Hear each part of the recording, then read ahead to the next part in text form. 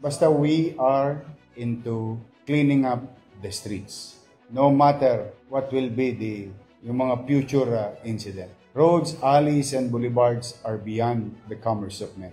We have to give it back to the people. No person and corporation, individuals, and politicians can appropriate for themselves these public roads. Maliwanag naman yun. We will continue. And sometimes, natutuwa naman ako sa iba. Sino-surrender na nila yung mga obstruction nila. Yung iba naman, nasunod. Hindi siya perfecto. Tingnan ninyo, sabi ko, di ba? Non-negotiable, Carriedo. Non-negotiable, Blumentritt, Soler, Recto, Juan-Luna, Linaw, Pedro Hill, Paura, Beto Cruz. May mga areas of concern kasi na mga non-negotiable. When we say negotiable, like in the likes of, yung Plaza Miranda, bawal. Pero yung mga gilid-gilid, perpendicular road, pinipilit ko namang unawain yung mga naghahanap buhay nating kababayan. Pero hindi po pwedeng sila ang masusunod. Kailangan may gobyerno pa rin. Sabihin, pag itinakda ko hanggang dito, hanggang Todits lang. Kasi para makadaan naman yung tao. At pag may aberya, merong darating na mga re-responde. So, generally, it will continue. We will not stop until maliwalas na ang Maynila. Iniimbestiga na. But first things first, we wanted to give back the ease of pedestrian for our students in Arellano and the teachers and the community. Next will be, we are now looking at the historic site, Plaza del Piero, na baboy din ng congressman. So the point is, hindi ko malaman kung paano nila nagagawa to ng walang building permit. Meron pa isa, doon sa Quiapo area, easement, ginawang multipurpose hall na naman ng barangay. Pondo rin ng congressman. 43 million yata yun, easement. Pina-inspection namin ngayon. In fact, pina-check ko nga kung may building permit din. Dahil pag wala, they have to stop kasi easement yun eh. Ilog yung katabi. Kaya tingnan mo, ayan katulad ng tanong mo, totoo, kung lilinisin natin yung mga iskinita, mga kalihon, kaya lumalakas ang loob ng taong bayan, ng iilang individual na gawin yung gusto nilang gawin. Bakit? Nakikita sa mga congressman eh. Politiko rin ang numero unong violator eh. Politiko rin ang may gawa eh. So, ang katwiran ng utaw, bakit pag congressman pwede, pag kami hindi? Halimbawa, tanungin si chairman. Halimbawa lang, tanungin si chairman. Chairman, bakit itong maliit na pwesto ko nasa kalsada? Movable naman. Halimbawa, tinanong lang siya. Marunong yung nagtanong. Itong pwesto ko, movable naman. Kaya naman nalisin. Bakit yung pinatayo ng congressman sa bangketa hindi magiba? Ano naman mukha naman ng iharap namin bilang gobyerno? Alright mga kababayan, so tayo po ay magre-reaction video dito po sa press briefing ni Mayor Isko kaninang umaga dyan po sa Manila City Hall. Ito po yung kaugnay sa pagde-demolish po dito po sa pinatayong barangay hall sa may bangketa dito po sa may Arellano na school, no?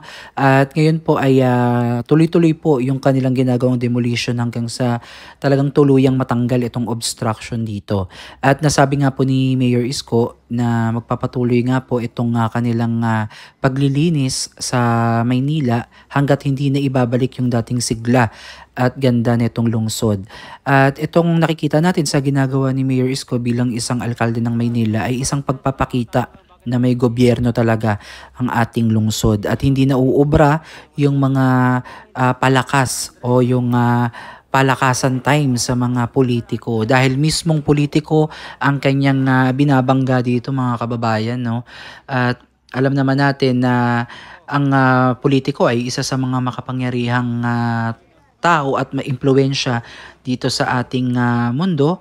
Kaya naman itong si Mayor Isko ay pinapakita niya, no, na dapat magsisimula talaga sa isang leader, sa isang tauhan ng gobyerno yung disiplina. No, dapat nakikita ng taong bayan na nakikita din sa ating mga leader na sumusunod din sila sa mga panukalang batas at hindi sila yung nagiging cause na sila pa yung mismo ang sumisira at lumalabag dito. So magbalik tanaw lang tayo mga kababayan, at I would like to share to you my personal experience no nung panahon ng unang termino ni Mayor Isko Moreno sa Maynila bilang isang alkalde, na halos araw-araw mga kababayan ay napakaabala namin na mga vloggers dahil napakarami pong activities ni Mayor Isko, no. Nandyan yung paglilinis ng mga underpass, paglilinis ng Manila City Hall, pagpa-flashing sa Divisoria, paglilinis sa mga parke, pagpapatayo ng mga bagong pasyalan o pagpapailaw ng mga madidilim na lugar dito sa Maynila. So napakarami, no.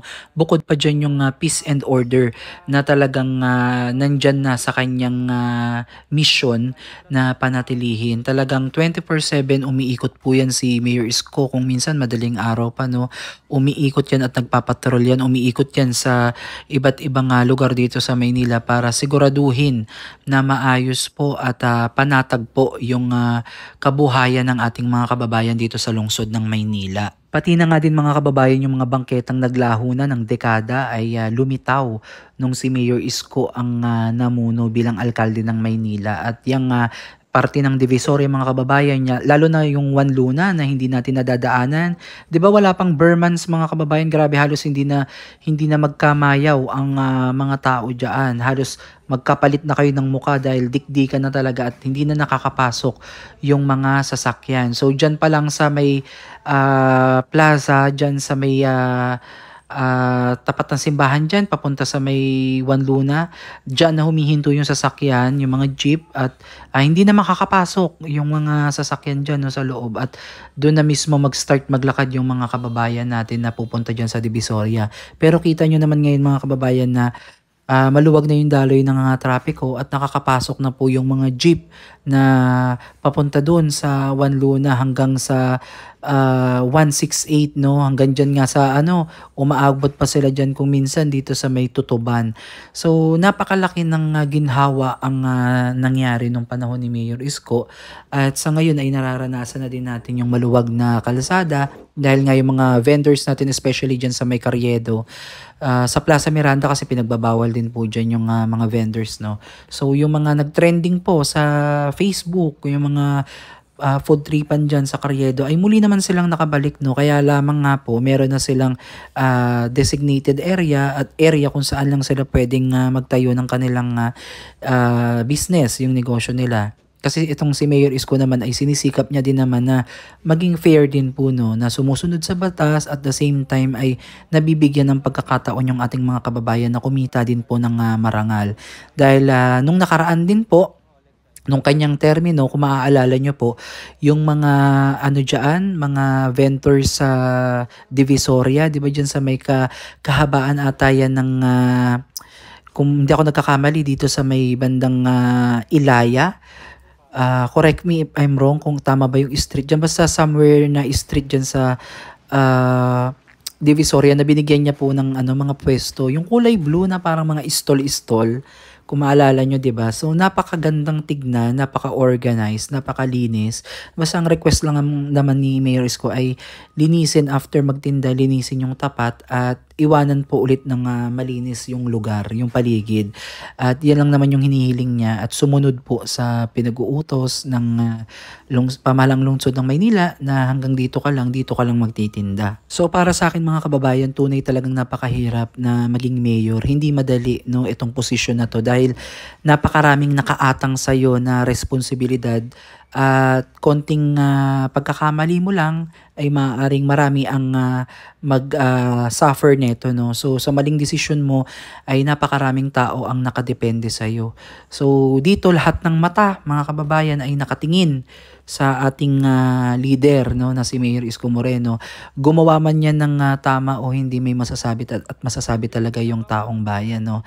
As much as possible, doon na lang tayo sa brighter side, na kung saan ng kagustuhan ni Mayor Isko na pamunuan po ang lungsod ng Maynila at muli pong ibalik yung glory, yung dating ningning, yung vibrant ng Maynila.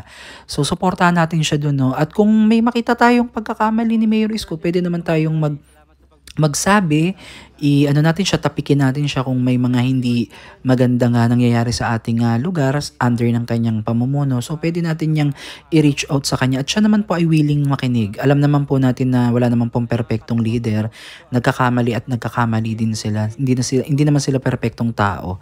So kailangan din natin ng suporta ng mamamayang lungsod ng Maynila para maisakatuparan po ni Mayor Isko yung kanyang magandang adhikain para sa Maynila. So tayo naman ay nakasuporta naman all the way basta ikakaganda po ng lungsod ng Maynila at benepisyo po para sa buong Batang Maynila. No? Tayo ay makakaasa po si Mayor Isko na tayo ay nakasuporta sa kanya at nasa likod niya lang tayo. So bilang isang vlogger po, political vlogger at nakasubaybay kay Mayor Isko ng unang termino niya at sa kanyang pagbabalik. So mahalin tulad talaga natin na unti-unti no na maibabalik po yung dating sigla ng Maynila at yung kumpiyansa ng mga business owner o yung mga investor ay muling manumbalik at muling magtayo ulit sila dito at mag-umpisa ulit magnegosyo upang madagdagan yung ating kita sa pamahalaang lungsod ng Maynila. Dahil kinakailangan din po natin mga kababayan makapag-generate ng